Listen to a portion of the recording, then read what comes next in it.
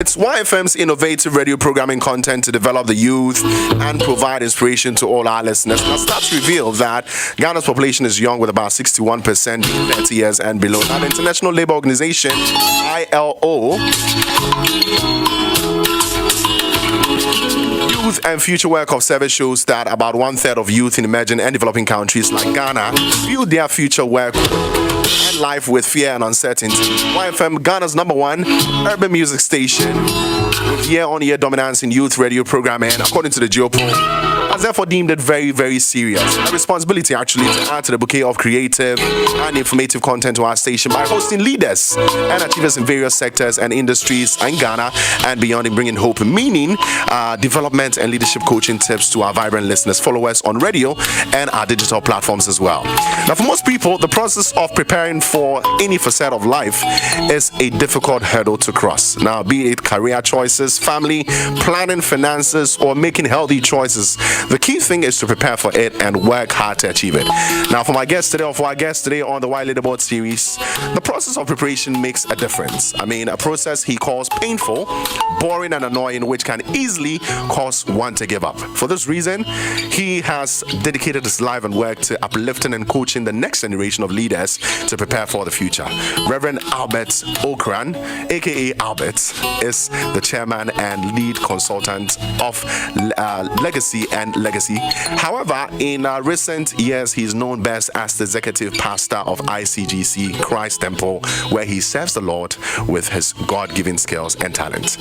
Ladies and gentlemen, join me as we welcome the one and only Reverend Albert Ocran to YFM. Thank you so much, sir, for taking time off your busy schedule to share your story with us. Now, for the records, Albert is no new voice when it comes to YFM.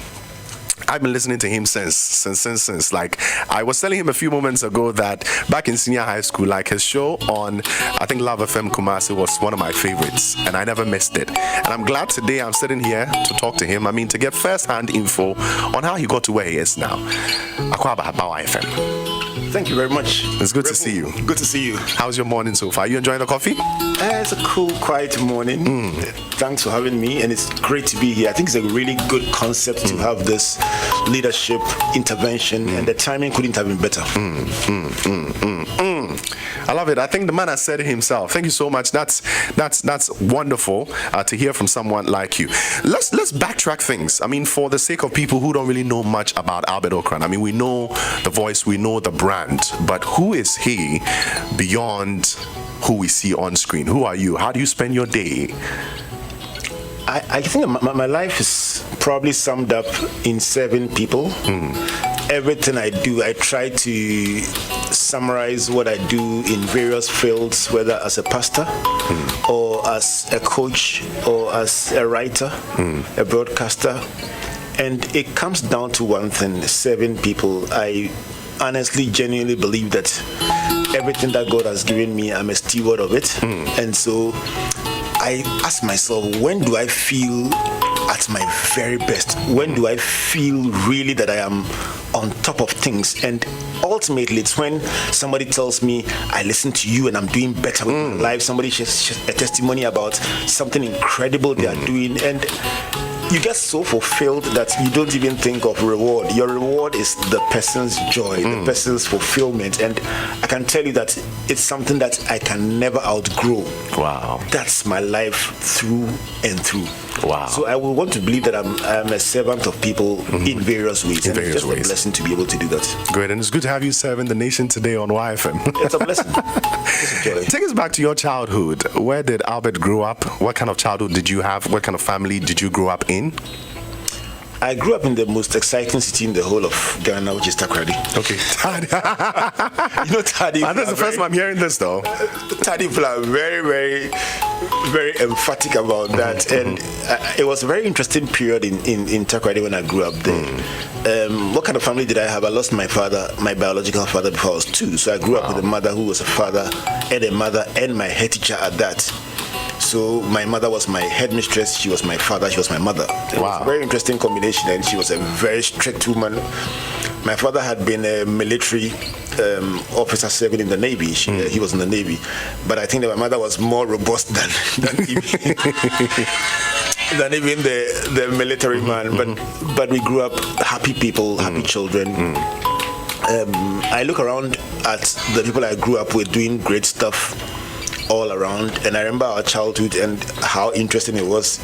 Jumping walls, plucking a rifle, we're having a discussion about the socio-cultural implications of how we grew up, and it was very interesting because nobody, very few people were picked from school with a car. It was one of the high points of going to school was walking back home. Because study wasn't too big, so you typically will close school and you are walking back home, and that's where the adventure is, the story. That's when it begins. And so you find that people who grew up in that kind of setting bonded very well, and they are friends till today. I mean, I tease my children that they live in a different generation and they don't have classmates. We have friends that we grew up with in our childhood, and we are still close till today. And so that experience had its own excitement because you shared experiences. You were chased by dogs on the way. You get beaten along the line. Jump gutters you shouldn't jump, took risks you shouldn't take. But it was all part of building us up. And I look back and I feel that all those things contributed to who we are and what we've done with our lives. Of all these experiences that you had, which one was the fondest memory growing up? I mean, one situation that you mentioned, jumping, scaling wall, that's the term we use, scaling the wall, plucking Indian almond from houses, doing all these things. Which one? It's a nice name, Indian almonds. Indian almond. I remember my tutor back in school, my great tutor gave us an assignment to go find it. And people who didn't really do the work came to class bombing. I mean, all of them were beaten because you ask me and I'll tell you it's Indian almond. And the typical person won't really hear the almond, so a lot of people said Indian armor, and so the man separated all of us, and then the huge chunk of the people in the class that said Indian armor were in the corner.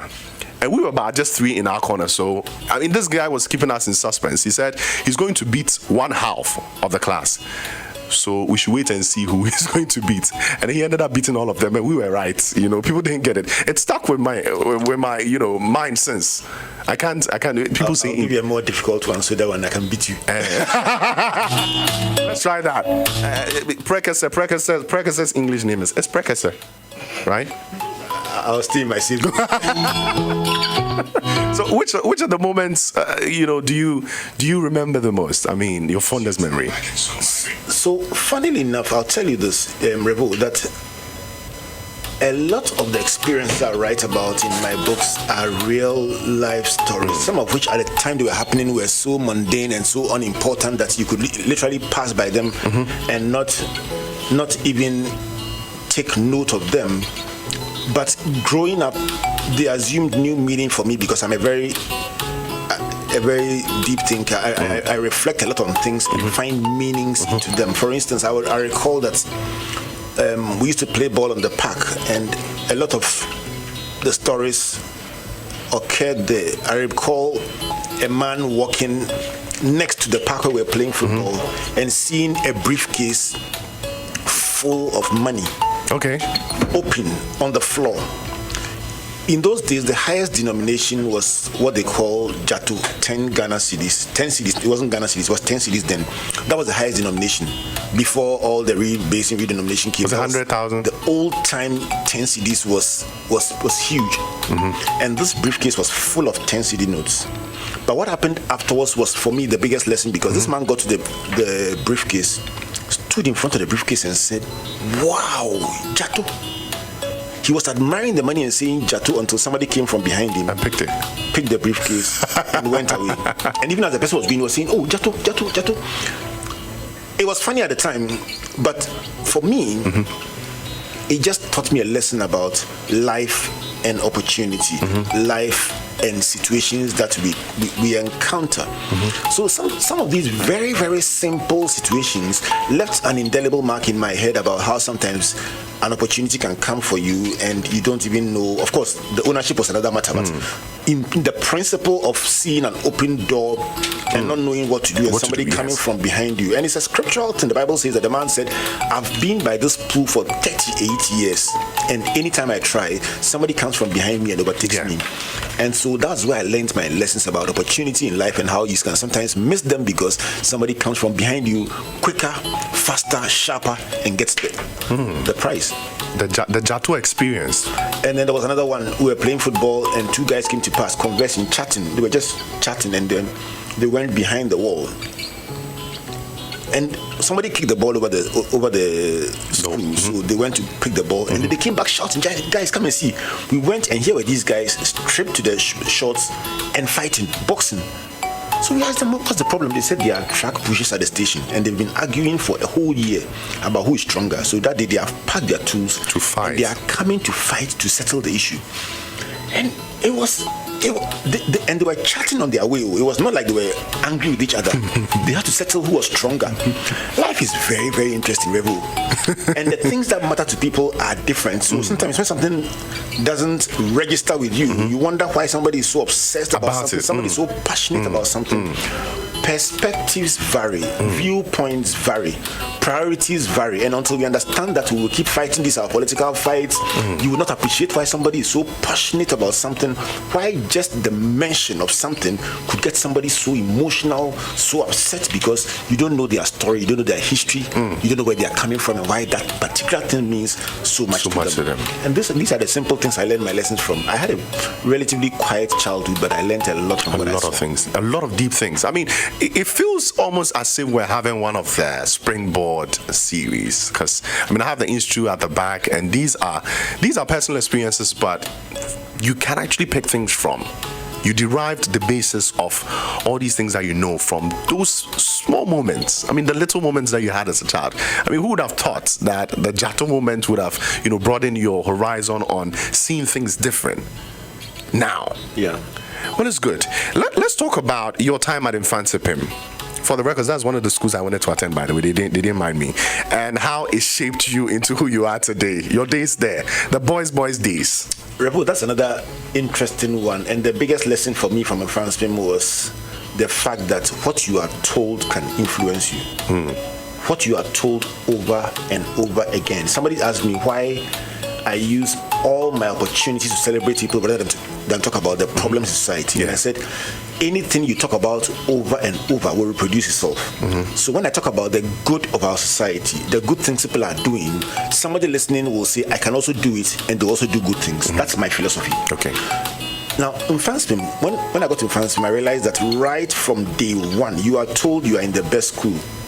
And you are told over and over and over that you are among the best. You are hanging out with the best people. So literally, everyone believed that we were in the best place, we were in the best company. And it did influence how we carried ourselves, how we spoke, how we thought. And again, I tell myself the opportunities that were given to students in Infansipim were probably given to students in every other school. Yes. But the socialization, the orientation was so strong and was self-reinforcing until today, they still believe it, or we still believe it. So it's something that I believe will also be useful for parents in raising their children. Telling your child, the same child, you keep telling, why are you doing this? Why are you so bad at this? And the child keeps getting worse and worse. And then suddenly you tell the child, you are good. You are the best. And they do one small thing and you blow it up and tell them, that's why I keep telling you are the best. Suddenly the child begins to believe that they are good. And then it becomes a self-fulfilling prophecy. So my biggest lesson from Infansipim really was about being told over and over that you are good and you are in great company. And our old students group till today has over 100 and something people from that class, almost all of us, in one WhatsApp group, supporting each other, believing in each other, being there for each other in incredible ways. Even in this COVID situation, there are situations where people are in the US, their parents have died, and their mates here are carrying the funeral as if it is their parents that have died. It's just some kind of orientation that keeps people together and gets them to stay together all their lives with one simple belief that they are the best. You pointed out something that has really caught my mind. The fact that probably other schools out here in Ghana might have the same resources Infansipim had, but the social narrative around who you are as a school, the kind of family you're joining, even before you get in there, is what has made the school what it is, or the experience is what it is. I believe so. And they spend a lot of time highlighting their successes. I would even take it outside. Outside the Kofi Annans and so on. When I went to Form 1, one of the biggest stories I was told was about our sports prefect, our captain. He was a javelin thrower. And we were told that he was so good at throwing the javelin that he could literally throw it so far that the measuring tape will get finished. And so they will put a stick at the point where the tape ends and then bring the tape and continue from there. So his nickname is More Tape. I mean, this is reinforcing the thing in the mind of the child. So we went for our first interco, and I can tell you something. I wasn't interested in 100 meters. I wasn't interested in 100 by 4, any other race. All I wanted to see was whether the javelin was true, whether he was that good. I mean, and Lavon, I know you're listening today. It was called Lavon, but nobody called me Lavon. We wanted to call him More Tape. And so we went for this interco, and we just kept waiting for the javelin. And guess what? It got to the javelin, and by a stroke of coincidence, everyone else threw the javelin before Lavon. He got to his 10, and this guy went back, surveyed the field, and asked all those jumping the high jump at the end of the field to move away. And we're like, in Thai we call it ISM. ISM is like 2-0. What's this?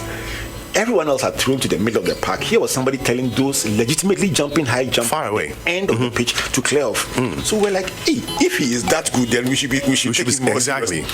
So Lavon goes back, carries the javelin, surveys the field like a king, and then runs a few steps and flings the javelin into the air. And right before our eyes, as the javelin ascended and began to descend, the high jumpers began to run. Wow. So I go back telling myself, More Tape is real. I go back telling myself, you know what? It means that in life, when everyone else throws to the middle, you should be able to throw beyond where they've reached. You should be able to get to where no one else has dreamt that you can get to. So I learned my definition of excellence, not from the dictionary, not from what everyone else calls excellent, but the mental picture of More Tape holding the javelin and telling everyone else to clear off, improving it by throwing the javelin and they running away. So at 2 a.m. in the night, when you are writing your book or you are completing a project and you are tired and you hold your eye, you are reminding yourself that it's the spirit of More Tape. Wow. I'm inspired already. I won't even lie. Wow. It goes beyond just being capable. It goes beyond that. I think it reaches a point where you start to see beyond your abilities. What can you do extra, right? I believe so. I think that very often we stop way before where we can reach. I mean, experts say when a dog is chasing you, you will jump a wall that otherwise you wouldn't have been able to jump. So what does it take to create that mentality that a dog is chasing you? That is what typically they call motivation.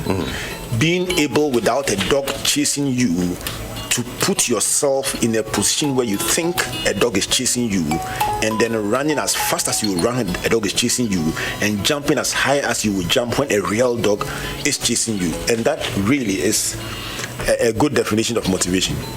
Albert, you are who you are today, the motivational speaker, the leader that we love.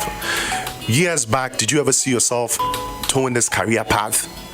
Is this what you wanted to grow up into? Absolutely not. I had no clue, and I wouldn't even pretend that I did think I would be a voice that people would listen to.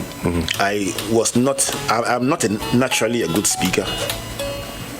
How so? I tell people that everything is learnable. My first public speaking attempt was a total disaster. I was in nursery and I was supposed to recite a poem about the power of God.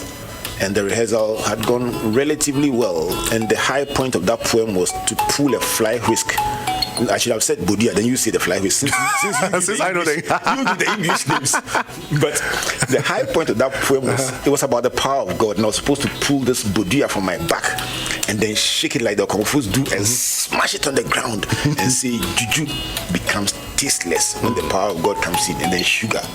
It was not easy in the rehearsal. It was not easy. It had gone very well, and I was very excited. I mean, your parents are coming to speak there. You think this is great, but somehow when the crowd gathered, the spirit left me totally. It was such a disaster. I said, Juju becomes tasteless. Everybody said, "Oh, where did the energy go?" And I vowed I would never speak in public again. I was a very shy guy, probably even stammering a little. Okay.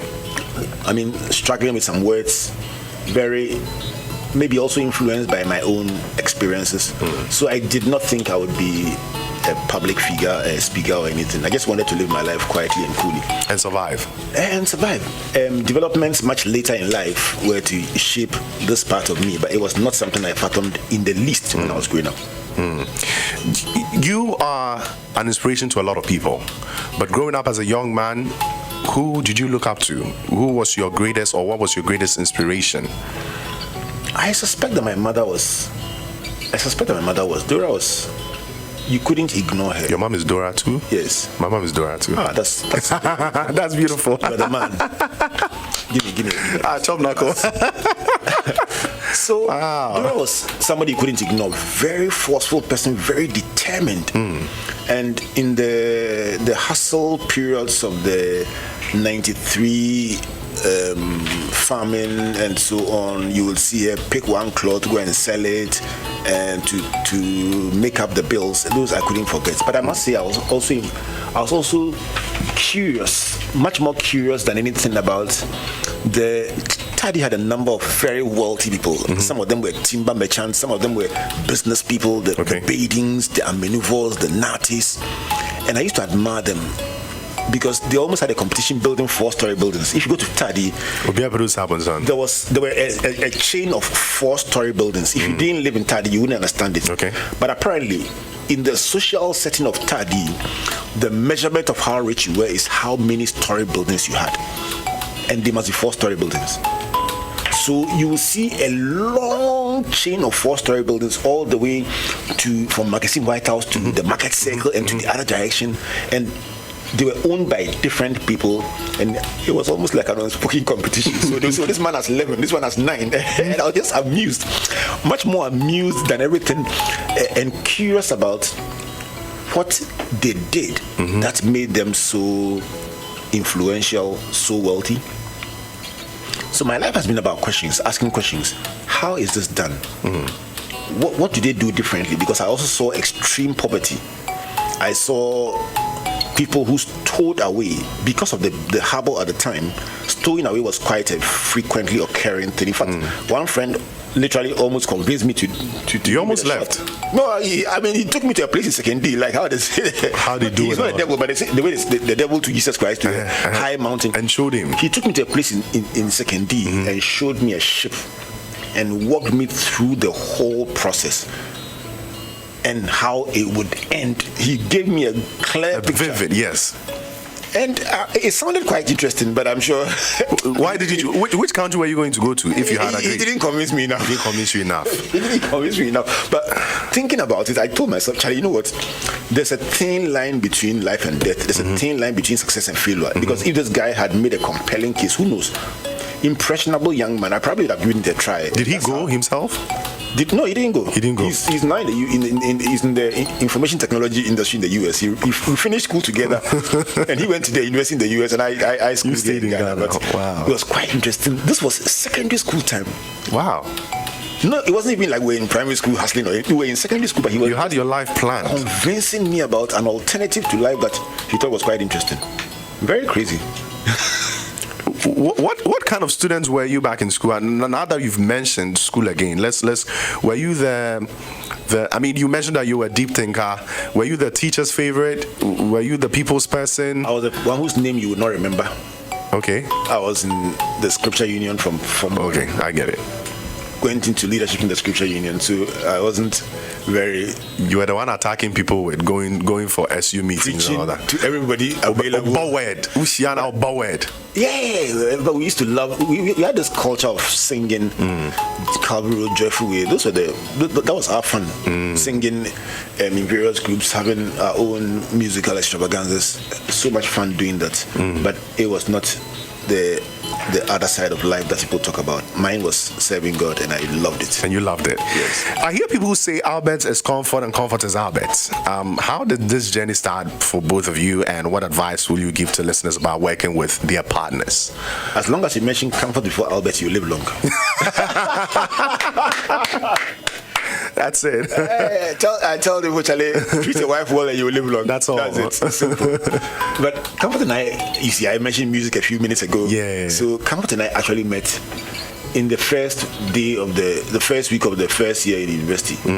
And I was with this friend of mine who were doing music together, gospel music together. And this girl came around and I was like, oh, that's a nice girl. And she spoke English very well, and that caught my attention, and we got to talking. We talked, but I did not think of her in this way at all. I mean, she just joined our gospel group. We used to sing together, and that was it. Until the final week of the final year in university, when I began to think, you know what, that's been one nice 3-year friendship that could become something else. And so that's how Comfort and I began to go out. It was that simple? Charlie, you see? It was that simple? It was that simple. I mean, we were very, very good friends, and we still are very, very good friends. And so if somebody asks me what's the secret to a great relationship, I would say friendship. We talk and laugh, even now, for hours on end. In the journey of you guys owning a business together, I mean, doing business as partners, did you ever get to a point where you totally disagreed on a step that you had to make? Were there any disagreements along the line? Every day. Every day. How do you deal with those things? She has her strengths. She's an incredibly strong person. I mean, very deceptive, but she's a very, very strong person. She knows her stuff. What I think makes this work is that we each are gifted in different ways. If even we were doing the same thing, if we were hosting the show, I will come and host it from a very logical, very intense angle. I'll do a lot of research and string my thoughts together in a particular way, and people would love it. She will come at this with a very fun-filled approach. She will tell stories. Far more flexible. And that would also attract. In fact, there are people who still say that of all our books, the one she wrote about me is their favorite, because she talked about everything in a very relaxed way. Some things I would never write in a book. She wrote them, and she still doesn't see anything wrong with it, and that's the beauty about it. So I think that the secret really is about each one having their strengths, and their strengths complementing each other. And for you to see the strength in the other person, it takes looking beyond your own strength to admit that, listen, this other way of doing it too is great, and yours is not the only way of doing it. So yes, we disagreed about things, but we have a very nice way of talking things through and then working things out. Great. I want to find out how your various engagements, I mean, you have a lot of activities. Sometimes I wonder how your day looks like. How are you guys able to combine all these and then, of course, handle the family? You have children, of course. How do you combine both? Do you guys share duties? Does someone stay home and then the other has to go out? Do you take turns? How does it work for you? I think the most difficult period was when we had our first child, leading to the second child. So there was a 6-year period where Comfort had to sacrifice her career. At the time, she was working into academia. She was a teaching assistant. She was doing a master's, and academia was her likely career destination. I was doing business then with our first business, and so it meant that more and more she had to sacrifice to get the children stabilized. With time, as they grew more and more, we became a bit more balanced. We got more help from the grandmas and so on. But the initial period was very, very disruptive for her career. I was fortunate to be able to continue doing what I was doing. But now the children are adults. I mean, 25. I mean, consultants. They are doing that stuff. They don't even mind They're minding us. their own business. Yeah, so we are finding life afresh in our own new way, getting to enjoy each other much more. But it required a lot of working things around to be able to get to look after the children well enough, and then also to manage the business. The fortunate thing about that is that because we were working together for a long while, it meant that we would go to work together, we would find our level together. Even if we came home late, we came home late together. So that's the main advantage of it. This is beautiful. Now, Manasseh Azuri Awuni captioned one of his many articles, if you can't find a comfort Ocran, make one. For young guys like myself, I mean, I'm yet to get married. For a lot of people out there who want to get into personal business, I mean, handle businesses with their life partners, any tips on how to make your own comfort Ocran? I think Manasseh must come and answer that question. Because when he wrote that article, you didn't understand, right? He's a great friend of ours. When he wrote that article, I said to him, Manasseh, you're calling for trouble for me because I'm just living my life. I don't even see myself, to be very, very honest, as a role model. I tell people always, and they think after 26 years of marriage, I still see myself as, it's 27, sorry. I see myself as a learner. And it's just every day, one step at a time, exploring the journey. I mean, I tell people plain honest that some of the things that people divorce about, listen, we went through it and we decided just to work it out. So they are telling you their story, maybe they come for counseling or they are interacting with you and they're telling you how bad this is, and I'm like, okay, continue. Is that all? If this is all, really? He just said this and is that all?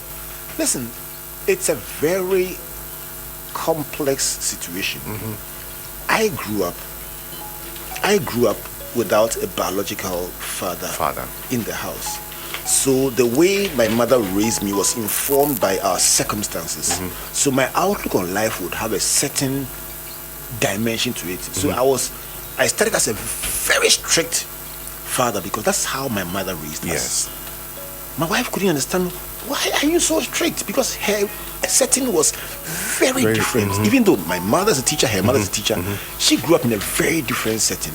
Now, any comment that she made about me being strict, if I didn't understand it, could easily lead to fire. Because in making it, there will be probably an inference to how I grew up. Exactly. And I could take it very, very personal. This same thing could let somebody walk out and say, listen, you can't talk about my house like that. I mean, so very often I honestly think that the things that people go to war over are resolvable if we would just breathe in and accept that, listen, I'm different, you are different. We decided to do this thing for life. Let's just work it out.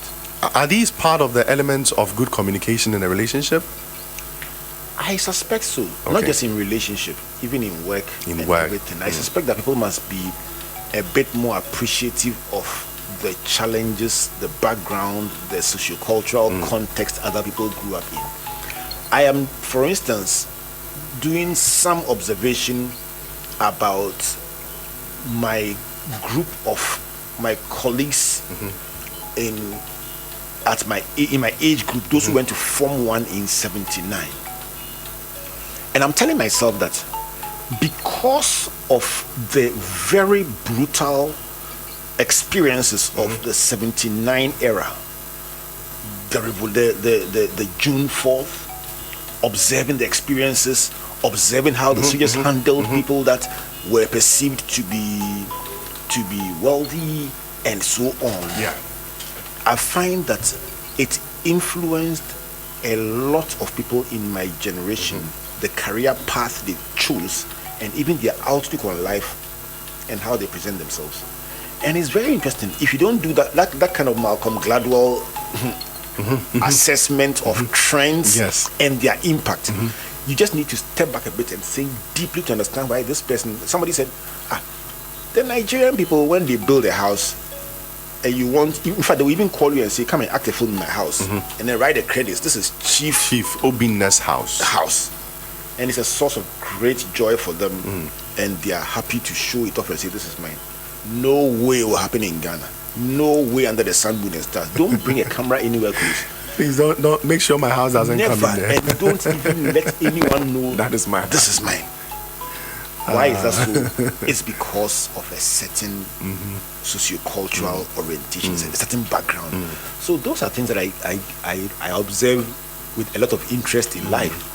And I think that that's also the kind of outlook that will make you a bit more empathetic towards somebody who believes in a particular way, because you understand why they do what they do, and therefore cut them slack a bit. I read something, I think it was 2 nights ago. I've forgotten the name of the book, but it was a phrase I took in there. It said, a lot of people these days listen so they can speak. I mean, when you are talking, whatever it is that you're saying, people just will pay attention and listen to you because they want to finish. They want you to finish and then tell you what they feel about what you're saying. They don't really want to understand you. I mean, there's not the necessity to always speak or always act when things happen or when people express themselves. It's not very necessary. I mean, sometimes you just have to see them as they are, understand why they did what they did, and personally adjust to it. The greatest counselors, if you watch Jesus Christ, when he was talking to the woman at the well, everything that he did, he was taking what the woman was saying, and that was leading the discussion. And if you will listen to people a bit more, you will be more successful as a relational person, and even as a professional, understanding what people do, why they do what they do. As a politician, listening is a very difficult skill for many people, but it's a very priceless asset for leadership. That's true. That's true. Thank you so much for that. You're referred to as the executive coach, motivational speaker, author, and recently executive pastor. Which of these titles best describe Albert Ocran? How are you able to balance the rules of all these titles? I mean, sometimes I feel it's too much. A lot of titles. Don't you get sunk in there somehow? Sometimes you forget, oh, am I supposed to be the Reverend now? Am I the motivational speaker now? A lot of the titles that people used to refer to me are not titles I used to refer to myself. Okay. I tell people always call me Albert, and I'm fine. You said it. Yeah, you said it when you came in. I'm very cautious. I mean, my pastor, my mentor, Pastor Tabo, would not even call himself Reverend Doctor or call himself Bishop or any other title. He's fine with Pastor Tabo, and even the pastor is because it's a calling and a function rather than a title you get by being ordained. I think that my biggest description of myself is the one I gave you right at the beginning of the show. 7 people, and there is such an intertwining of these various roles that sometimes you really don't know in which one you are functioning, because somebody comes to you as a coach, and as you are talking with them, you sometimes find yourself transitioning to become a pastor, and then you find out also that you are a mentor to them. They've watched you for 10 years. So these are nice titles that we give, but really, ultimately, once you help people to find who they are in God, live out their dreams, and become better people, you transition from one role to another very easily. I tell people always that if you wanted to list these things, you would list probably even more than what you know.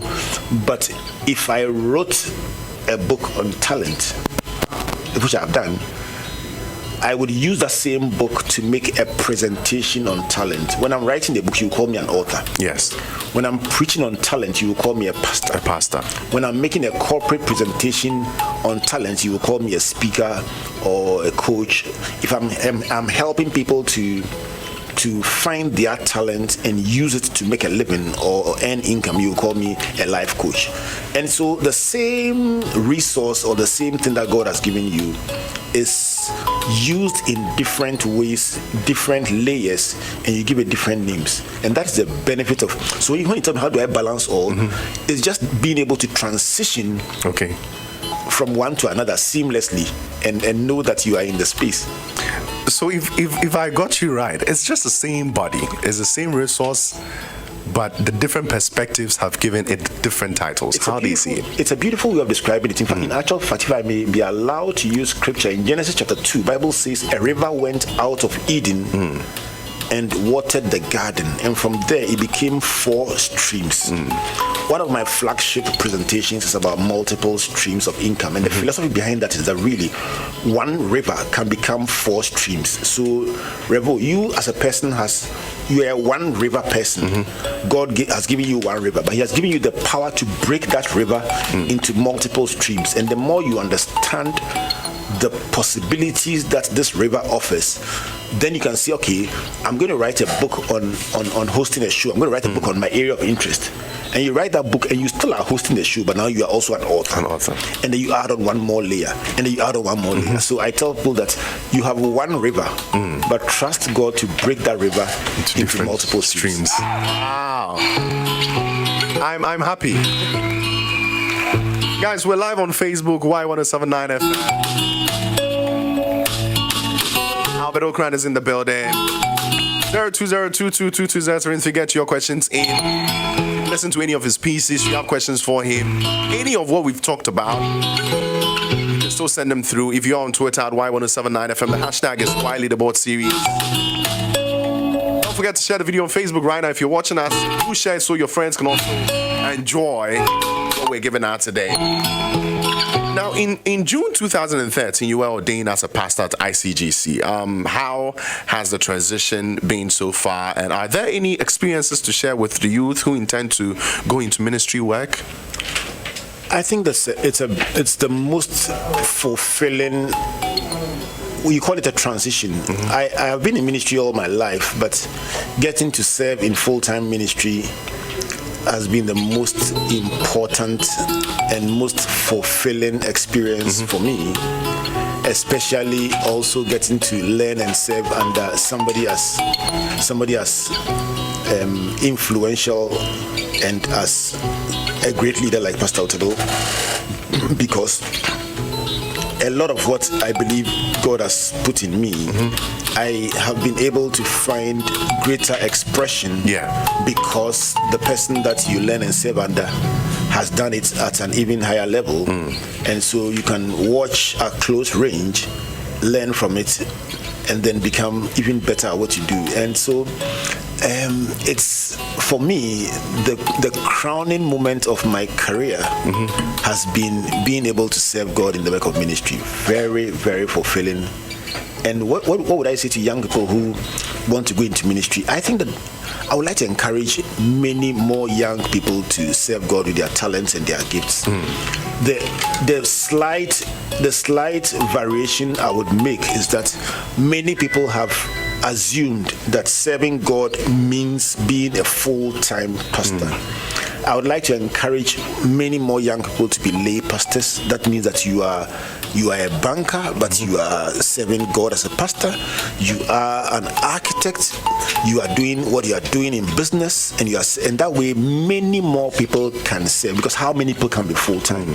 But many more people can serve God if they appreciate the fact that, and it's a point that yesterday Pastor Table made very forcefully on the Time with Pastor Table series that I host, and that he is the lead resource. That it is God calls you into the ministry, and then you make the decision about whether you would want to do it full-time or as a lay person. But the most important thing is that God has called you. He's given you a gift and an ability, and you need to find a platform for expressing that ability. So I would encourage many more young people to consider ministry and to serve God with their gifts. I love that. The thing that motivated me asking that question was the fact that, I have a lot of friends. These days, people don't really, I don't know if they're not exposed to that option of choosing between doing it full-time or part-time.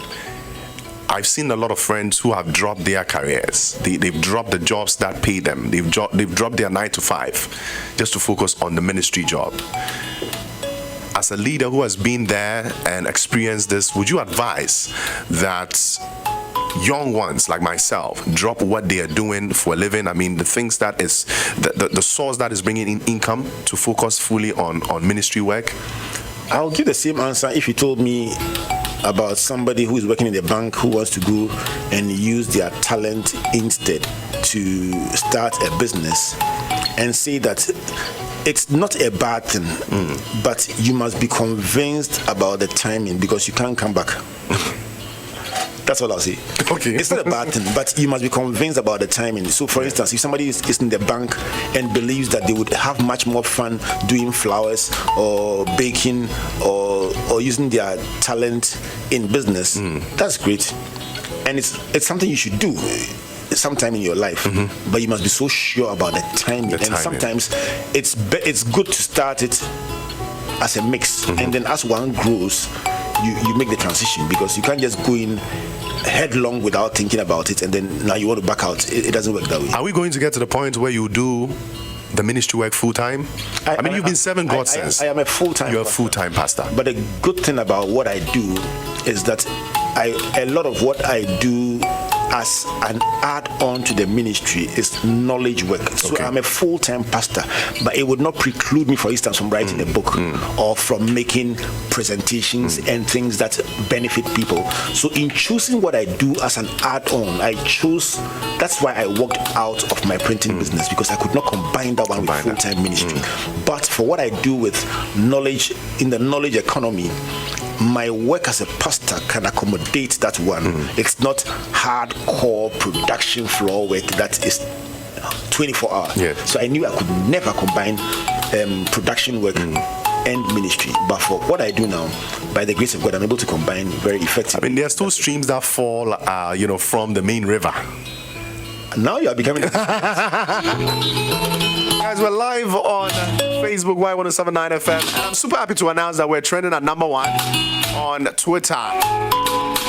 People are really enjoying the interview. If you're having fun with us, just put in the hashtag #YLeaderboard series. If you do have questions for us, put it on there. We're number 1 on Twitter, hashtag #YLeaderboard series.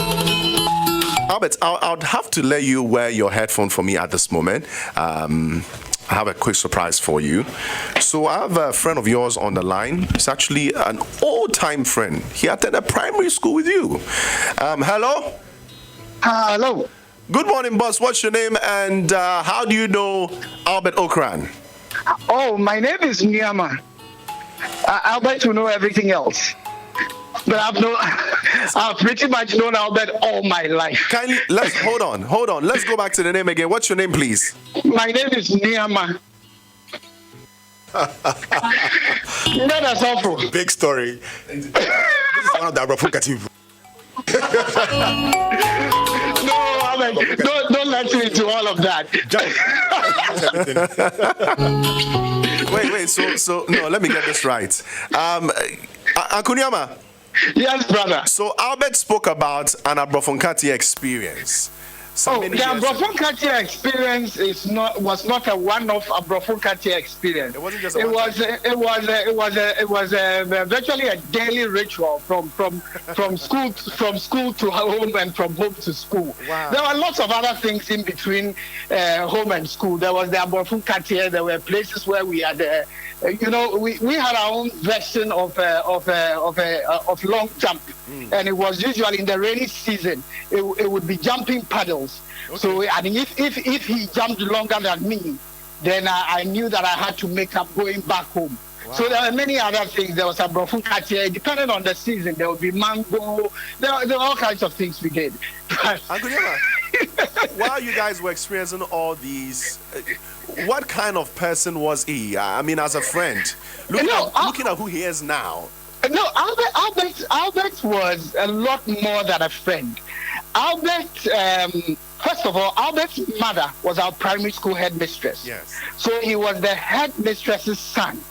So and Albert, way before Albert became a priest, I mean, he was a very extremely straightforward person. Everybody who's known Albert will tell you. Of course, we did the Abrofonkati, we did the mango, we did jumping the paddles, we played the gota and all that. But you knew Albert would tell you as it was.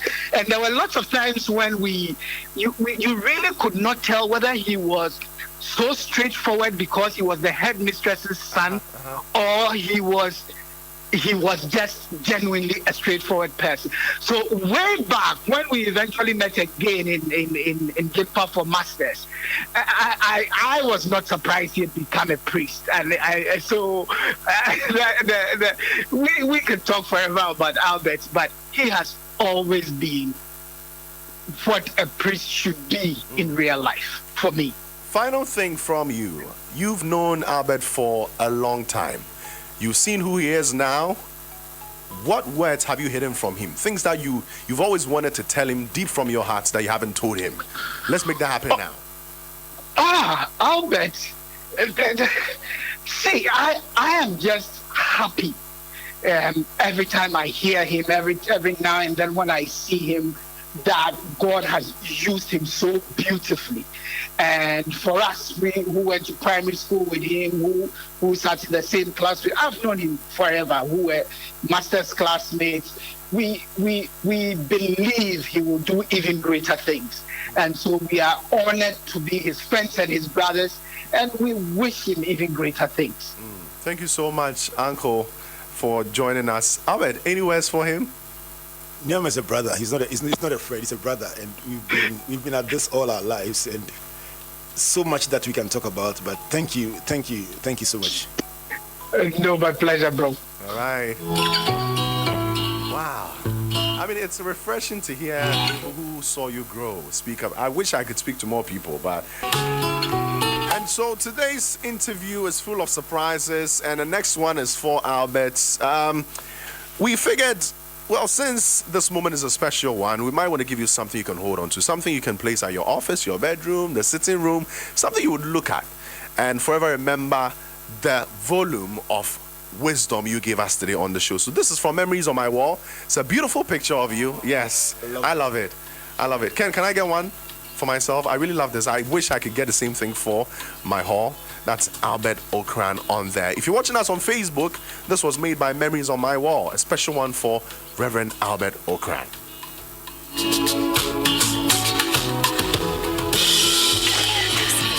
YFM. An acceptance speech. Oh, thank you so much, Team YFM, for making this a very special day for me. I just wanted to hang out with you guys in the morning and just talk, but this has been a beautiful experience. Thank you, Reverend, and thank you to my brother Ernest and the full squad here at YFM. Welcome, and thank you so much for honoring our invitation. Now, moving back, you and Mrs. Ocran have authored about 21 books on varying issues.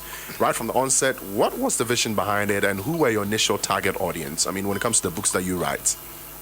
So we set out to provide an outlet where some of the thoughts that we're canvassing could be documented for the benefit of young people. It was always about young people. We did not set out to the business community in mind. It was just about inspiring young people, challenging them, and providing them with a Ghanaian perspective, because most of the time, the books that they were reading that had these themes were written by people outside the country, and therefore the orientation tended to be not Ghanaian. So we sought to provide a Ghanaian context to the themes that we believed were relevant to the emerging leaders or the young entrepreneurs, young people that we were targeting. And so that's how come we began writing. Then along the line, as we looked at the impact of the books, we began to think about writing 100 books. And we spoke about it publicly, and it became a source of a bit of discussion, writing 100 books. And then we've done 26 actually. The update is on 26, but along the line, then your thoughts began to move away from the number of books to the impact of the books.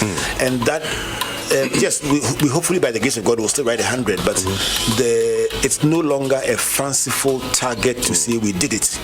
But now you're asking yourself much more, how much impact do these books have?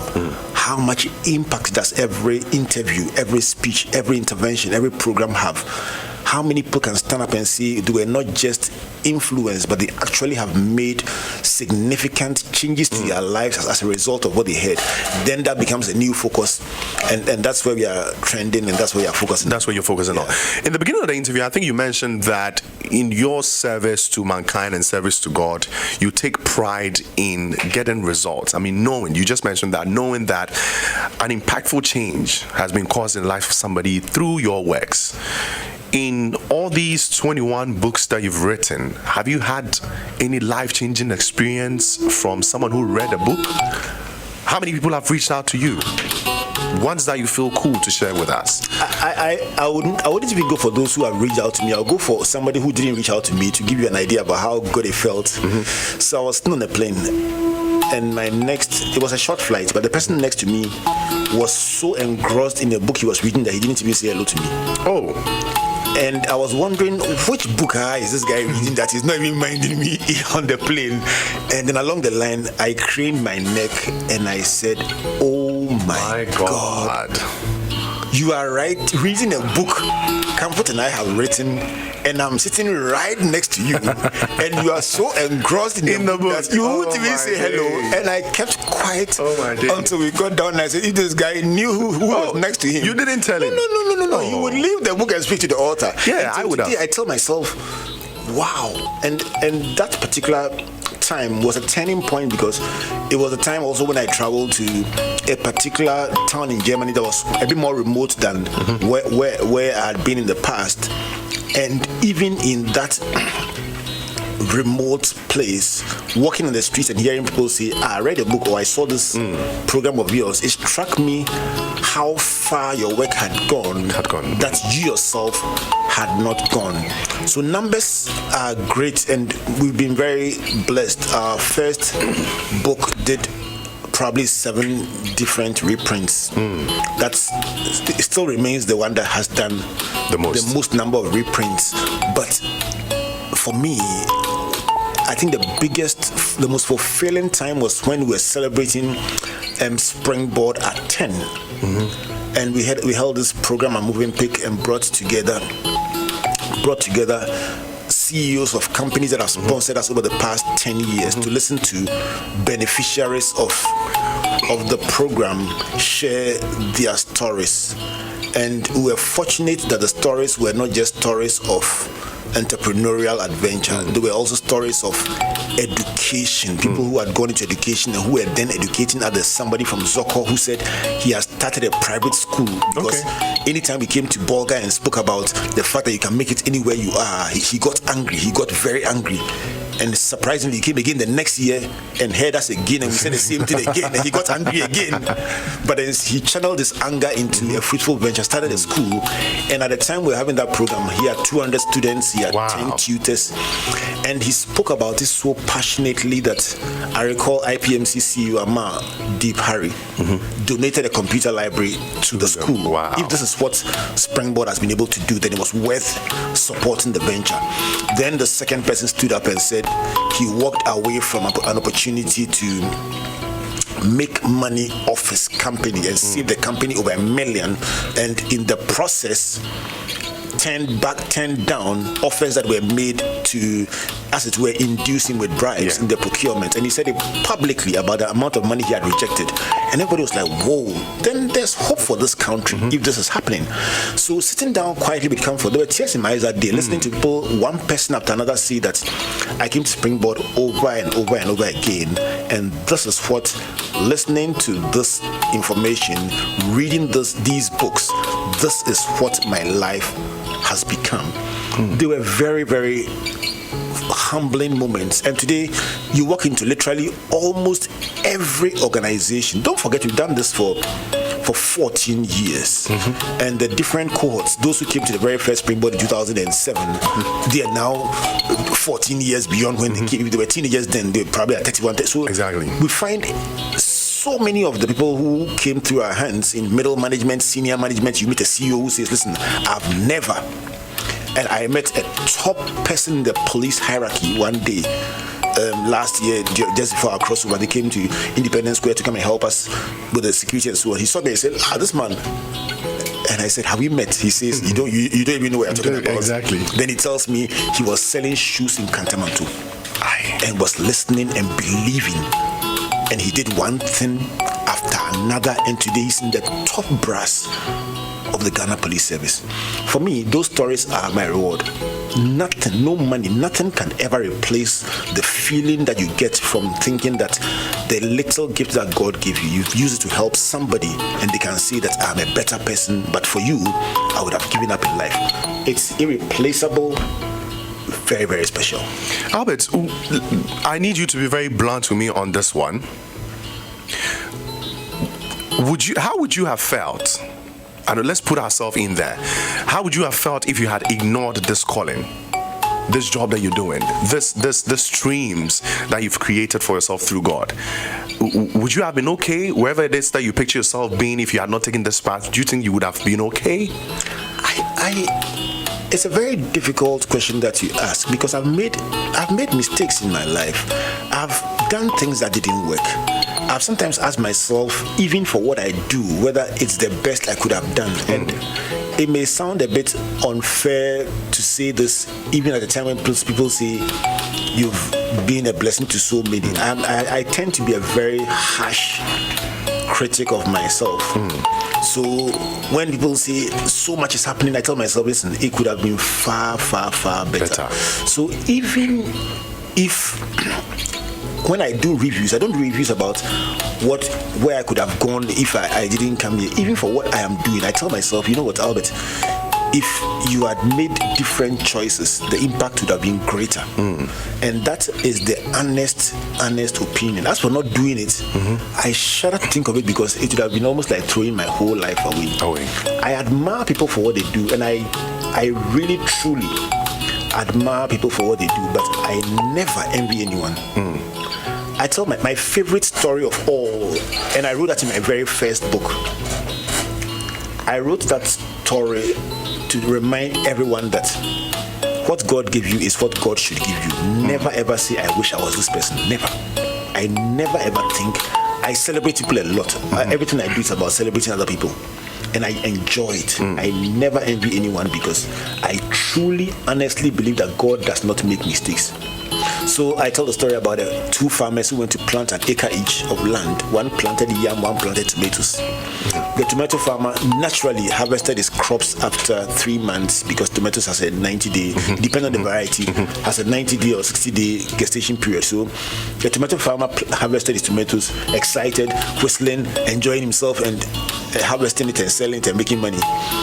The yam farmer was a bit confused, because he was expecting that his own too should be out there for all to see, red, bright, ripe. It wasn't happening, and he didn't understand how his own bears fruit. So he kept looking for bright, red harvest. It wasn't coming. One day he gave up and said, you know what, if I made a mistake, it's fine. Let me cut down this yam farm and plant tomatoes. So in his ignorance, complaining about everything, he took a cutlass and weeded the whole yam farm. When he got to the very last yam, with tears in his eyes and sweat on his brow, he cut a little deeper than before, and then saw something white and juicy. So out of curiosity, he began to dig to see what was this, only to find out that the yam was below, and 2 more weeks and the yam would have matured.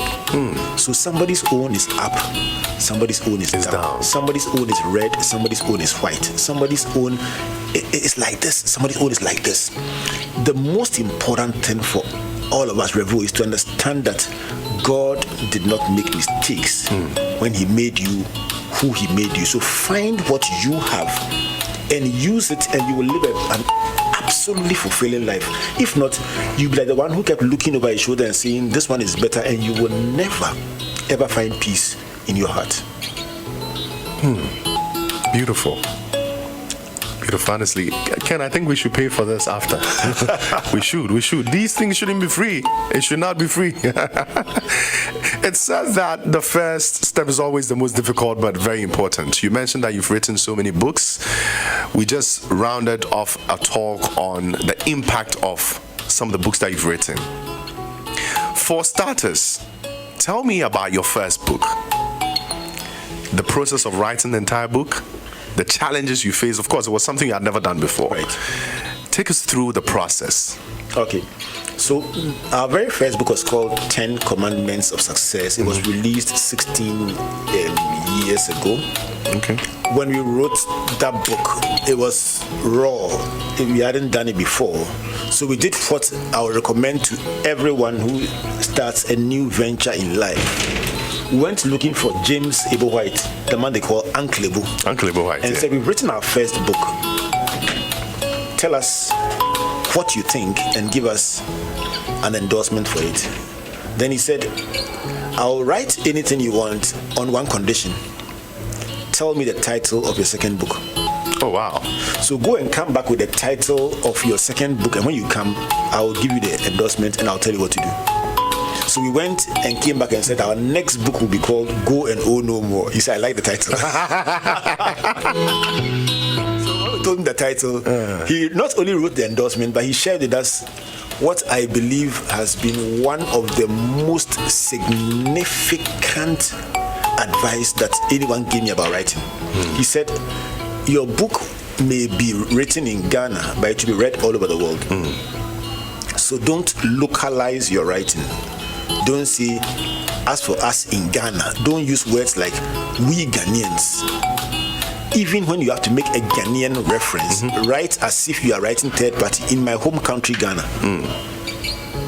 So we wrote with the perspective of people who are writing for readers all over the world. All over the world. We're very generous in our contextualizing the books to be relevant to anyone, anywhere in the world. My very first call when we wrote the book was from New York. And I said, wow, Uncle Ibo, thank you. Somebody had read it. Within 48 hours, somebody had gotten the book in New York and gave me a call.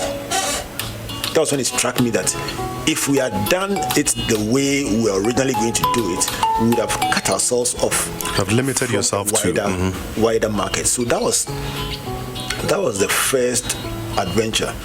Professor Adair teased us. He wrote the foreword. He teased us about something. He said you had written so many acknowledgements in the book as if that was going to be our last. But it was our first, and you could forgive us for that. But surprisingly, I think that it was in a very, very interesting season of our lives. So we wrote that book with our body, soul, and spirit. And that book became a good launching pad for where we are today. And everything else has built on that book. It was called 10 Commandments of Success. Wow. Do we need structures in Ghana to promote young authors and their works? If not, what do you suggest should be done to encourage young people who desire to go into publishing? I think that I'm very hopeful and excited about this generation of talents because they have something that we never had. Many times people want to talk down at this generation and make it sound like they are not serious, they don't have anything. I'm telling you something, they have much more than we have, by far. They are better placed, they are better resourced. Better equipped. I mean, I literally look at them and I'm like, whoa, if you knew what you have. Because let's take even the publishing industry that you mentioned. A young person can literally write a book today and get an editor to edit the book in any country in the world without moving a step. They don't even have to take a car and go to the editor.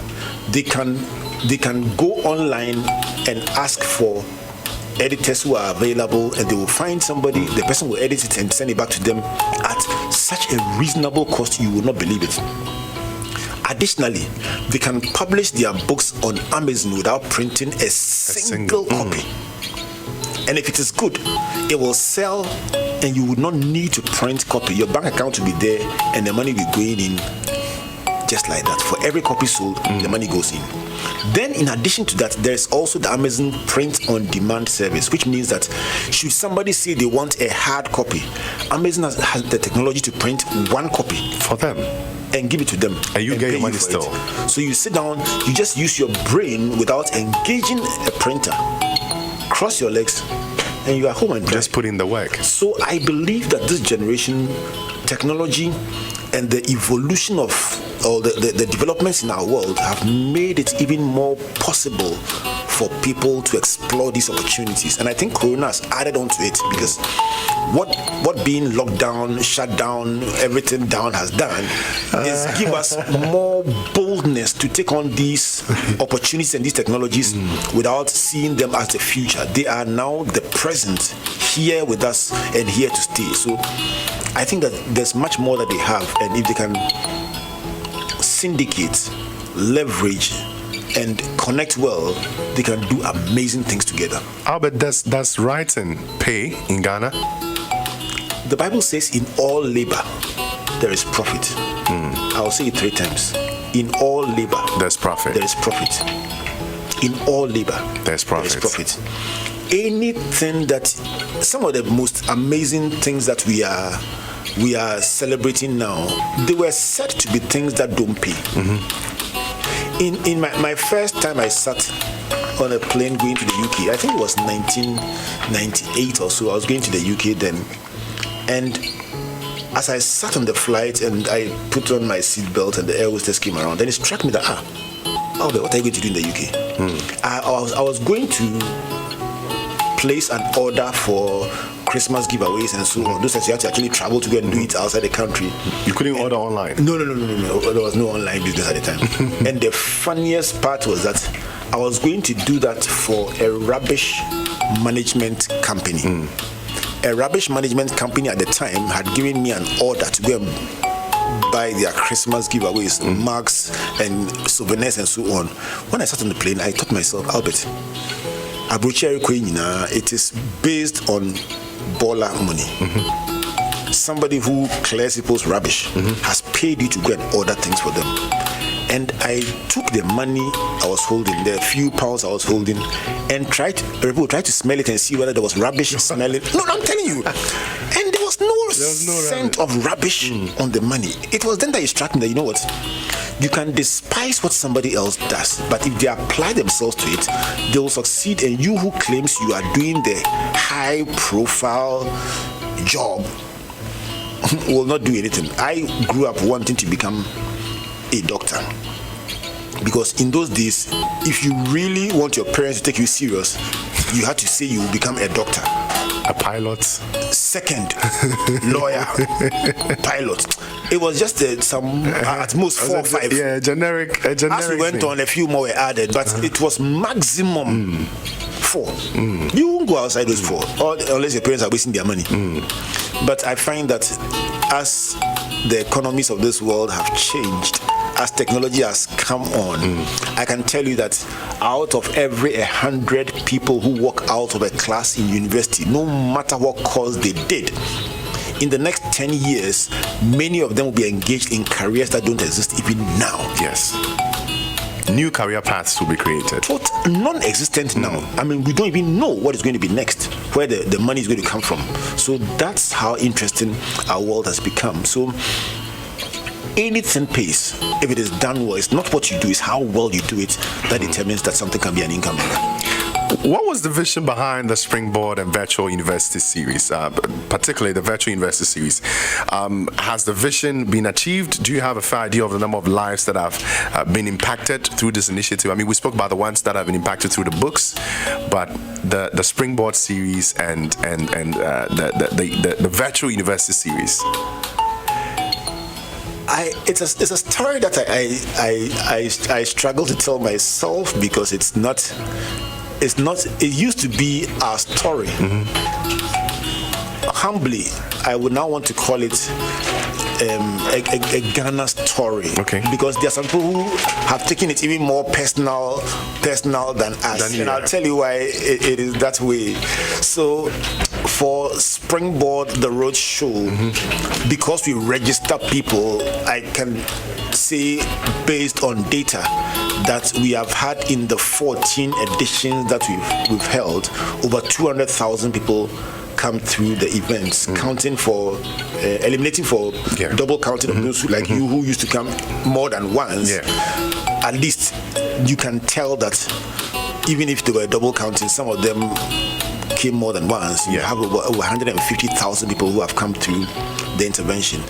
But the game changer was in the year 2017, when we told ourselves, you know what would it look like if we began to measure more digital engagement than physical engagement? Because at that point we were beginning to tell ourselves we want to hit 1 million people in the next 10 years. Wow.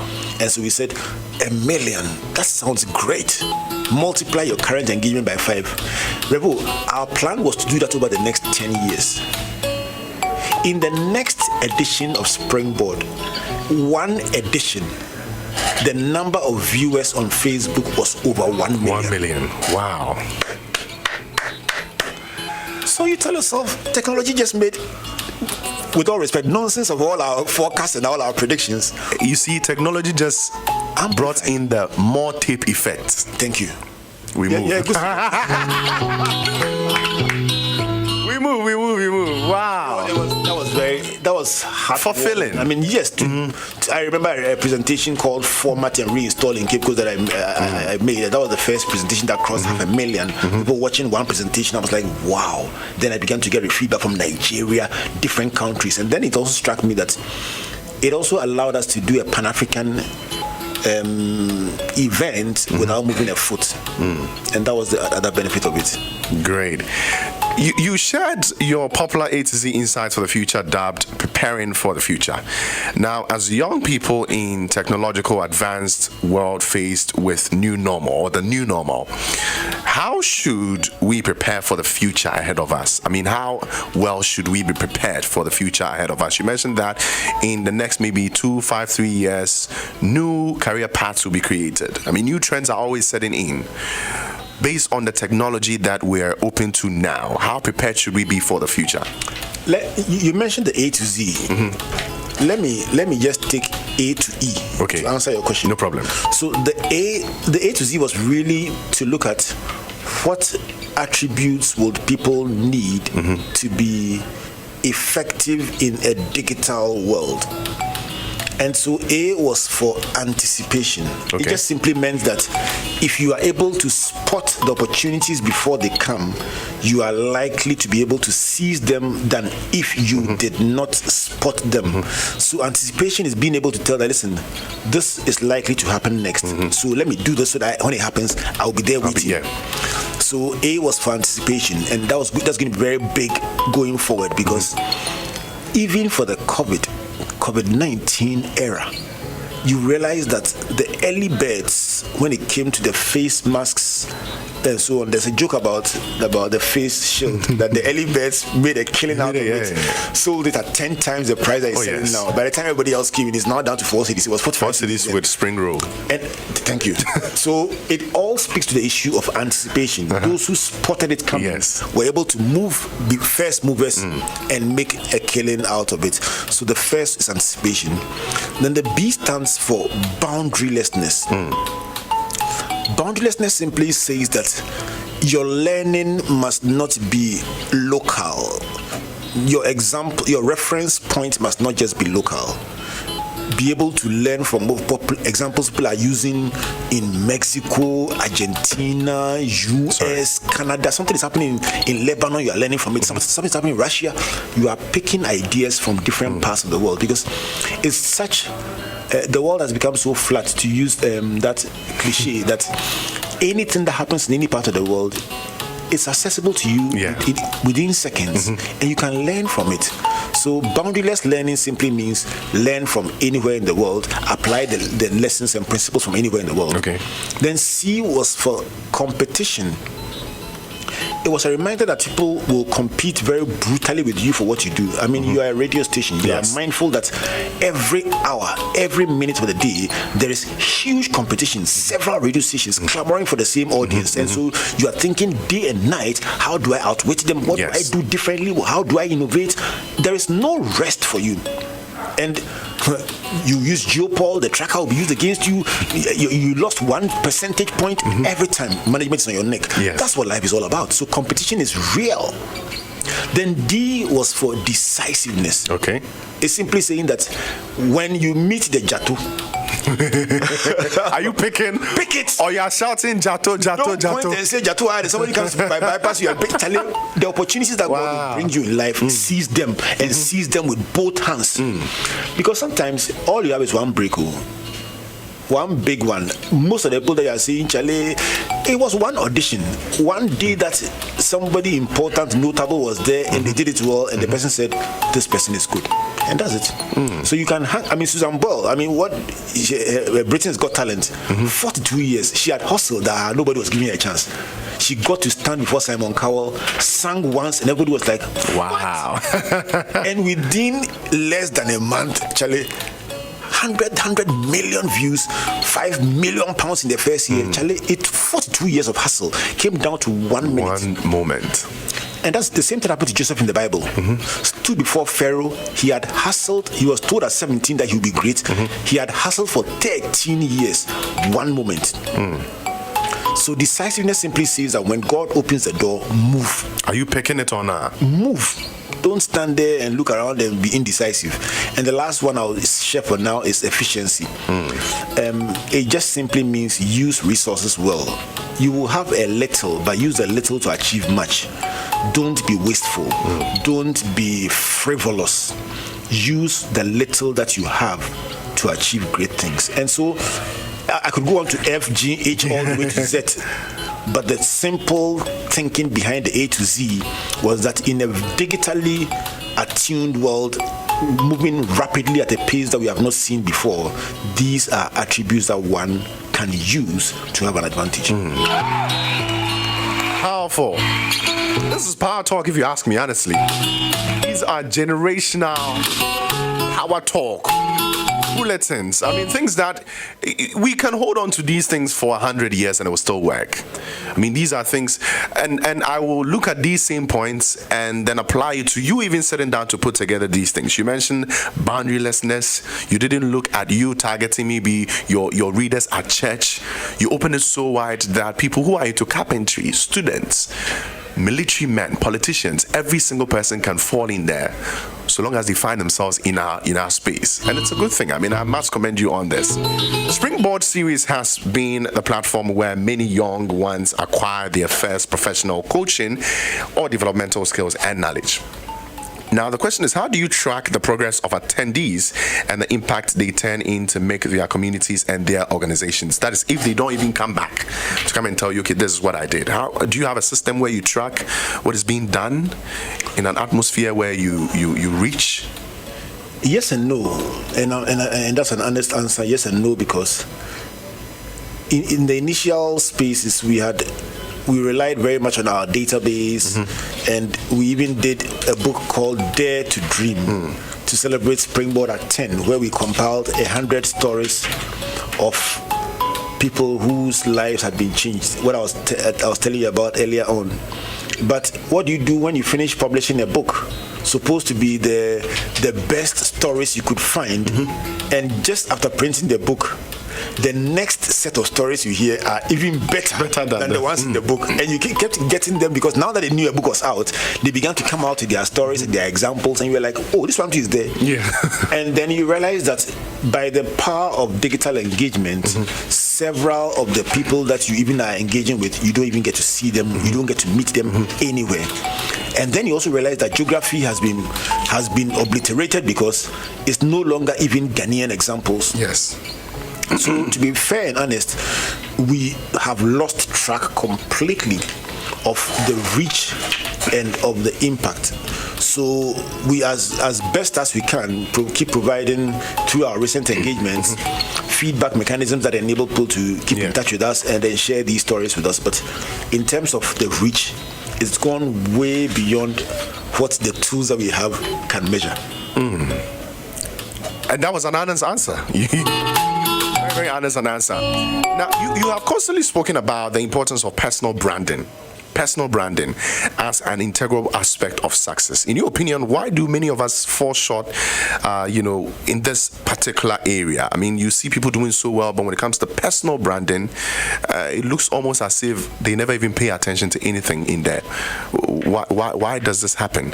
Let me give you a very interesting picture.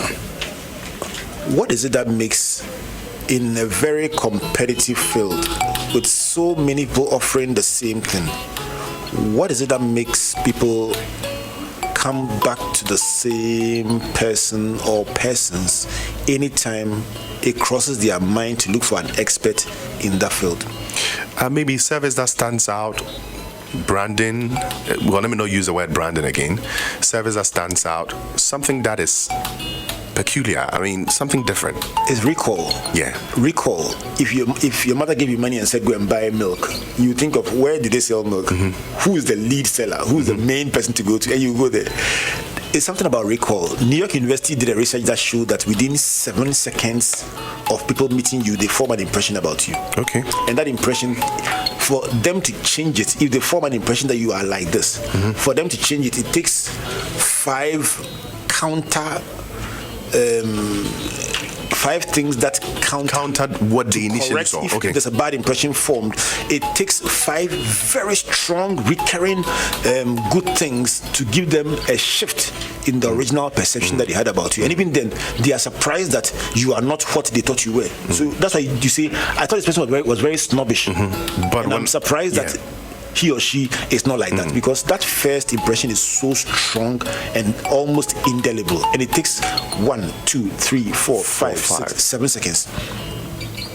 That means how you appear, what you say, your integrity, your appreciation of things. A lot of factors help to build. I mean, my most frequently used example of the pillars of a personal brand will be what happened when in the Bible, in the book of 1 Samuel, Bible says that Saul was having mental challenges and said, bring me somebody who is very good at playing the instruments. At that point, David was not there, but somebody rose up to speak for him. The recall that I mentioned, he says, I know the perfect guy. Somebody. I know somebody. Then he gave 7 attributes. He says, 1, I know him. 2, he's skillful. 3, he's courageous, mighty man of war. 4, he's prudent in speech. 5, he's good looking. 6, he has integrity. And 7, the Lord is with him. They say buy one, get 6 free. So somebody stood up in David's absence and literally gave David's CV, and David got a job. I mean, that's it. I think it was a similar one with Joseph's case as well. Exactly. Which means that the lesson from these 2 stories is that your name can be mentioned by somebody you have helped or done good to. Because in both cases, they had met them and they must have been good to them. So your name, somebody that you have been kind to, you have been good to, can find themselves in the corridors of power, and they don't need to be powerful people. Yes, but they can speak. Power of recommendation, and their commendation can shoot you straight to the top. And that means be kind to people. Do good to people. You may not even know who you are being kind to. And that person may end up being the one who speaks for you, and the biggest promotion of your life can come. That is my understanding of personal branding. Thank you so much. Thank you so much. I mean, it differs from person to person, but some things are constant in there. The power of recall, you being good to people. I mean, when you say being good, let's elaborate further on it. Being good means being the best of what you can do, or offering the best service. I mentioned 7 attributes, and I meant all of them. It means that the person must say that you are skillful. The person must also say that you present yourself well. Because I remember a lady coming to sell life insurance to me several years ago, and me trying to run into my office because I thought the person was not too all together. How you present yourself is important, because my friend Jibodi told a story. Jibodi also told a story that I have never forgotten. She mentioned finishing school in the US and looking for a job and meeting a big CEO one day who invited her and her friend to her home. And so she went to the home holding a woman's card, excited that she was going to the home, but she didn't ask dress code, audience, function. She just said, come. So she went, only to get there and meet a butler dressed in a tailcoat and telling them you can't enter with your torn jeans. And she says, oh, madam invited me. But I have the card. Yes. He said, listen, you don't understand. You still don't make the card. Open the gate, and inside the house were Bentley, Benz, BM, Chrysler. Top CEOs gathered for a black tie event. Ostensibly, this CEO had invited 2 young graduates to showcase them to these CEOs in case they wanted to employ them. If they had asked the right questions, they would have dressed in their suits and they would have gotten a job. So some of the elements will send you there. So your appearance is important. Your communication skills are important, because if you don't know how to communicate well, doors will be shut to you in life. So I tell people that, listen, communication is non-negotiable. No matter what career you are involved in, you must learn how to write and you must learn how to speak. And it will stand you in good stead to move your life forward. So these are the elements of a personal brand. But above all, I also mentioned that if the people who have the power of recommendation have had a bad deal from you, you were rude and you were not nice to them, listen, even if they have the power to open the door, they will shut it in your face. That's why I said being good to people also helps. Wow. Very important. Thank you so much. Your organization has introduced the core radio program, which empowers and provides young people with the keys to be resilient in these new normal times. Now, it's aired on YFM here, as well as our listeners. Our listeners love it. It's aired on here, social media. We get bulletins on there and that. The engagement is always positive. Considering the fact that COVID-19 has come to stay, apart from the core, there are other programs we should be looking out for, and are there other things we're supposed to be looking out for now in this season?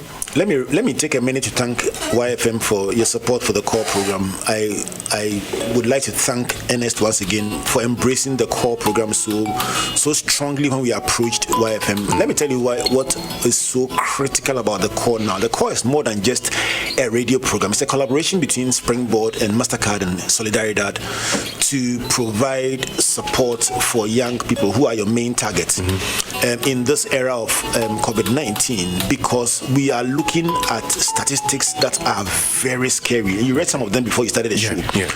There are genuine cases of national service people who are saying, if national service is supposed to be a transition to work and my place of work is being closed down during national service, how do I even start life well? And then there are people who have gone through entrepreneurial training. We're about to take off in agribusiness on the EDA program, and then in construction of the EDA program, agribusiness on the muscle program. People who otherwise were looking forward to a great takeoff in their careers who have been disrupted. Not to talk about the over 200,000 Springboard alumni, many of who are young people. So we, in conjunction with our partners, we came together with this core program to educate them in the areas of building resilience, health and wellness, job readiness, and generally the skills that they would need to survive even now and then also to thrive beyond. And the flagship intervention is what you call the radio program. Interestingly, this week, the person speaking on the program this week is Nyama, who called earlier. Oh wow, Uncle Nyama. Okay. It's Nyama who called. We will miss it. Talking about time management, and you will enjoy it very, very much. Nyama is a very good speaker as well. I know that will happen. That's what's on the show this week. But so we are hoping, our expectation is that by the end of the year, when the first phase of this core program comes to a close, 692,000 young people would have been equipped, empowered to not just thrive in this COVID-19 era, but also to be outstanding beyond this pandemic. But I would throw a challenge to everyone out there and say that these interventions are designed for you. As we speak, we have about 100 clinical psychologists available. We have about 600 mentors available. When you mention things like this, people are like, how come no one told me? But that is how the world is. Like the Jato I told you about, there's opportunities so close to you, but you may not even know. So if you would permit me, let me mention the core hotline and website, just so that anyone going through displacement or disruption, we had some very worrying calls this week from people who are at the edge, looking for someone to just listen to them. The hotline for the core program, 055 153 5533. Right. That is the core hotline. Find out more about the core program. But even more importantly, anyone with a smartphone, anyone with any device that has internet connectivity, please, I almost say we beg you, just go to the core.com.gh. Go to core.com.gh and just download the videos. They are there, the audios and all the material. They've been put together thoughtfully with you in mind. And the big bonus we are given, two things we've done. We've said, if you do 20 of the course, you can do one a day. One course a day is free. This is school for free. If you do 20 of the courses and you finish them, we will give you a certificate of completion. Okay. But what makes it even more interesting is that the biggest barrier for most people to partaking of online education is data. Okay. You say, data is not enough. Yeah. I'm glad to use this platform to announce that courtesy of MTN, every MTN user who goes on the core website can stay on the website for literally 10 hours and not one 0 megabytes. Zero data is zero rated. The power of data. And that is the support that we've gotten from MTN in this laudable venture. So the young people of Ghana cannot be denied. We are working with other telcos to complete the zero rating on all networks. But just call the hotline if you require additional information. It is 055 153 5533 and you will be helped. And Uncle Nyama will be on the show this week. Yes. Don't want to miss out on that. Now, before we move on to the next bit of the show, a friend of mine is on the line. He also wants to speak to Albert. So I'm just going to connect him now. Hello? Hello. Hi, brother. Please speak to Albert. First and foremost, just introduce yourself so we know who is speaking. So this is Reverend. Hey! All right, thanks for speaking to us. That's my son. Yeah. Daddy is surprised. Hi, Daddy. All right, cool. Yeah, Daddy. The world is listening to Daddy on Wiley the Board series today. I mean, he's such an inspiration to all of us. His words have moved generations. It's changed the face of our society. It's still doing that. And of course, there's a bright future on that. You relate to him different than all of us. He's a father to you. Yeah. What kind of dad is he? Well, Don't tell them the hard part. oh yeah. But I think one thing that stands out is the fact that he lives by what he preaches, and that's one of the things that I've enjoyed the most. He's not just a pastor and a life coach outside the house, and then when he comes in, he's just a father and not that. That is inclusive, and it comes with a full package. So I think basically what he has lived for is trying to impact our lives, and everything that he does, he says he does it for us. And one thing that he always tells us is that the greatest thing that he can leave behind for us is a good education. And so far he has lived very well on that, and he has delivered good quality education for all of his children so far. And it's very inspiring, waking up each morning and being able to talk to him. He's a man of wisdom. And one thing that I love is how he's always teaching you stuff as things are happening. So for instance, you can bring a tray to the room with food, and then he gives it to mom first to take the food from it, and he will use that to teach you a life lesson by saying that, when you grow up, always make sure you serve your wife first. Wow. And yeah, there can be, there's been numerous occasions on that, but I think in terms of teachings, one thing that I would also appreciate him for is the fact that he allowed me to use my talent. Now, let me give you a little bit of a background. Tell me. Before ICGC University, I was playing Division 3 football. Okay. And I had a trial to Right to Dream Academy. Unfortunately, that didn't go well. And we both had a conversation, and we decided that, I should still go to school. And he spoke to me about, despite not having the chance to pursue my dream of becoming a professional footballer, there are still various aspects in football that I can go into. And to be able to do that, I would need a good background and a good, foundation and education. So he took me to a very good school at ICGC University. I studied computer science, and in ICGC, I got the opportunity to meet a journalist, and through that, I got good mentorship. And after ICGC University, he gave me his blessing that I can venture into anything that I want. One thing that he wants from me is that I'll always give my best. So I decided to go into journalism after ICGC University. I actually pursued a degree in computer science. Trust me, not a lot of parents would have allowed that. Yes. But he did that with open arms, and he's been supportive since. He says, as a journalist, you have to look good. He gives me clothes.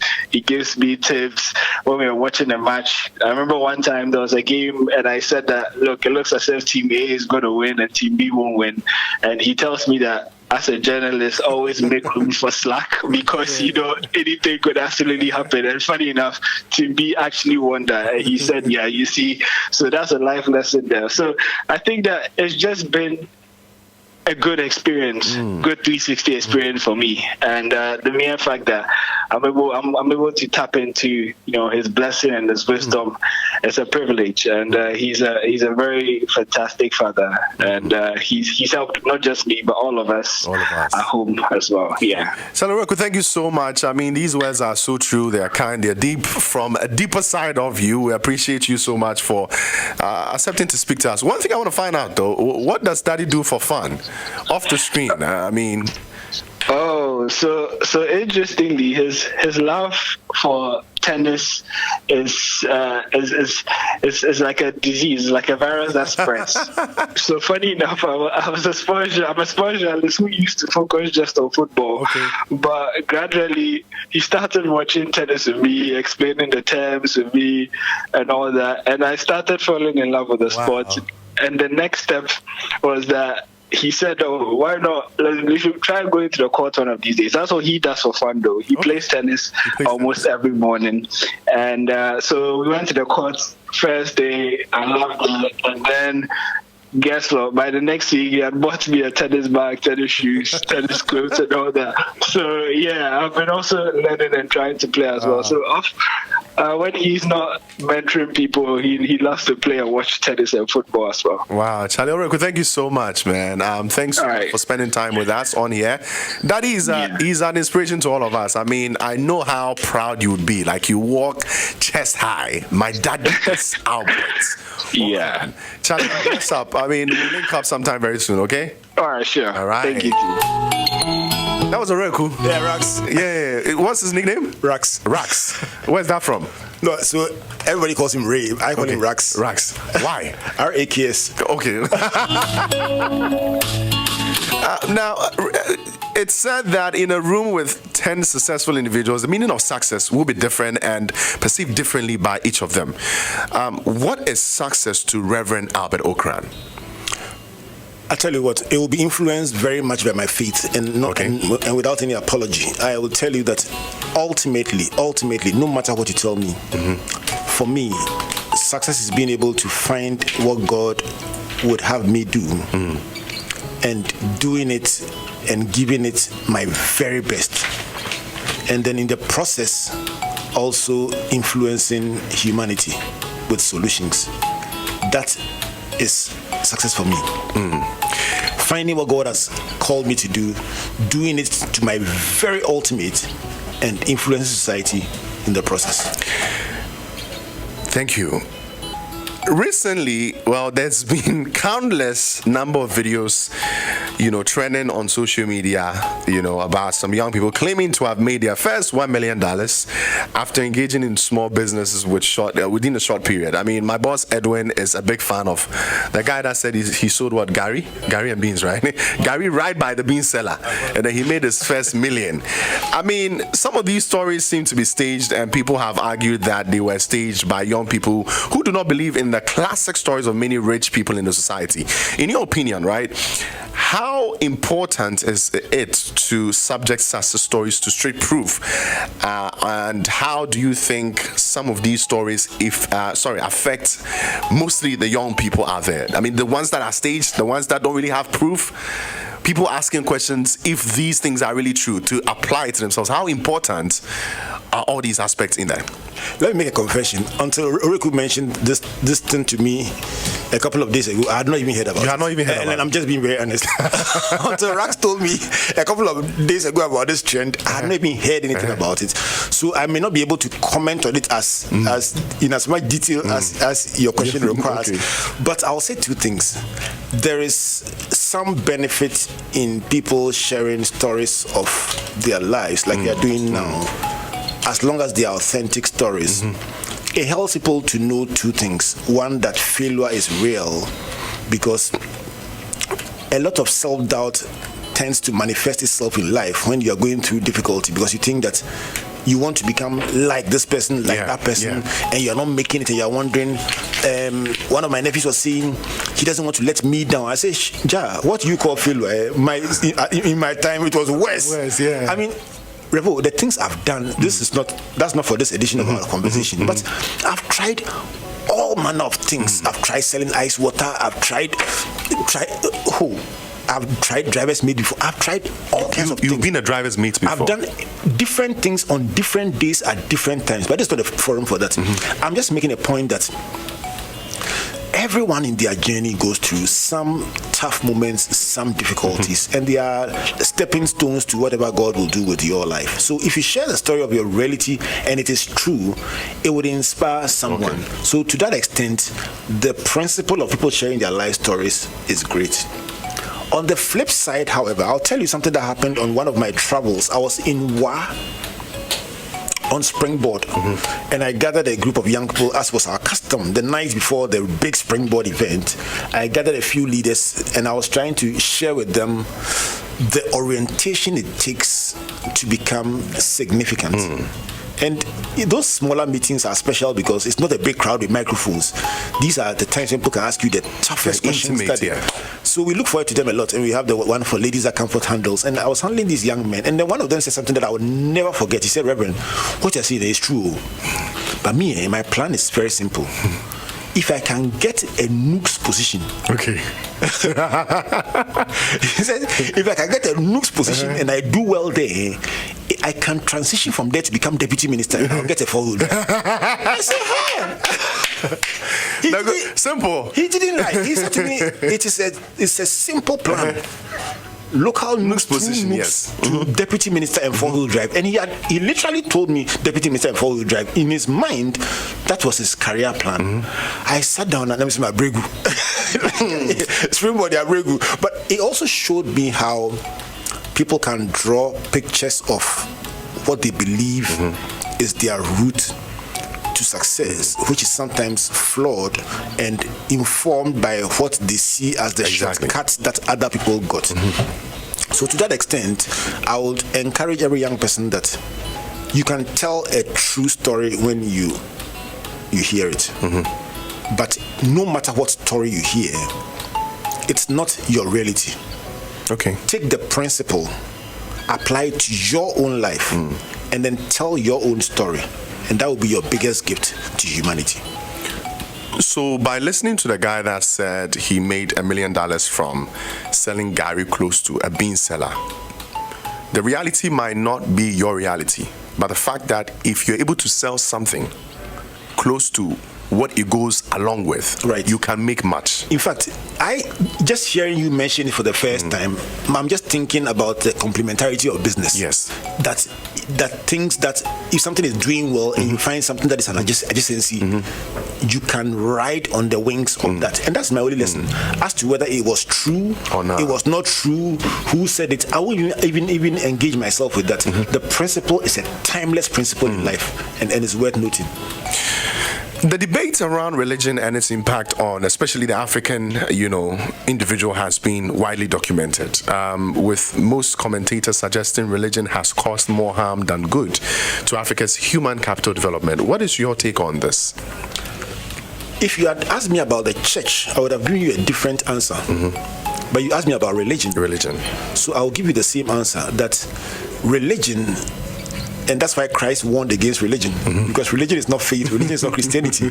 Religion is one of the things that has been used to keep society where it is instead of where it ought to be. Having laid that correction in place, I will borrow the words of Pastor Mensa Otabil from the conversation, the interview that I had with him yesterday, along with my colleagues in time with Pastor Otabil, and say that the church is the single most influential and the most significant contributor to our nation in the past 40 years. Wow.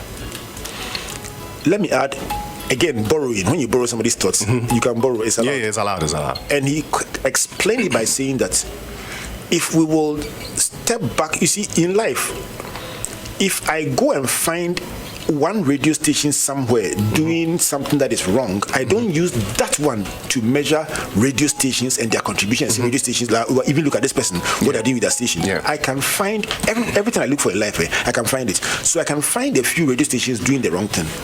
But if you looked at the model of social cohesion, social mobilization, what the church has achieved, and use it as a sociological study of how people can be mobilized, that can be used for developmental purposes. I believe it with all my heart. In fact, I've always said that.